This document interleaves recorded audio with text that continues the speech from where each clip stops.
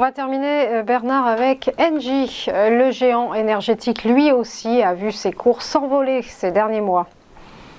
Exactement. Et là, on est sur une hausse moins significative que ST Micro, mais on est sur une hausse très claire, très construite dans un canal ascendant que l'on voit très bien sur le graphique que vous avez mis à l'écran, très propre, très efficace. Et en fait, la valeur était venue durant cette crise, mini-crise, voilà, petit crack, on va dire, de l'indice, était venue, elle, s'appuyer sur une zone très intéressante qui étaient les 13,2, 13,6, des anciennes zones résistance. Et très clairement, elle est venue s'appuyer sur ce niveau-là. Elle l'a fait en dessinant une correction baissière en 3 temps.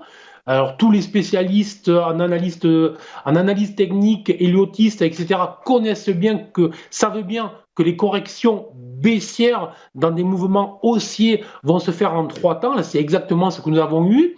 Cette correction en 3 temps s'est réalisée dans un petit canal descendant, donc là aussi des configurations qui sont très intéressantes, et donc avec ce double appui descendant sur cette zone 13,2, dont 13,6, et un rebond.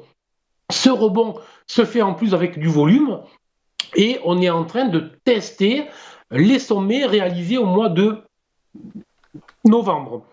Donc, autrement dit, tout cela est très positif. Et là aussi, très positif sur cette valeur.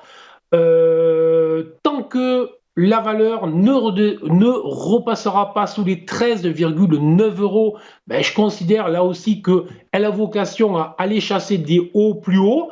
Ben, jusqu'où, très clairement, le 15,2 est un premier objectif très clair parce qu'en fait, il correspond au haut justement de cette zone que la valeur travaille depuis maintenant plusieurs mois. Donc, j'ai une invalidation, j'ai eu une première cible, je suis positif. Pour ceux qui sont à l'intérieur, ceux qui ont cette action, je considère de se laisser porter par le mouvement en plaçant tout simplement là aussi des stops suiveurs sous les 13,9. Et puis ensuite, le marché va décider jusqu'où il peut amener.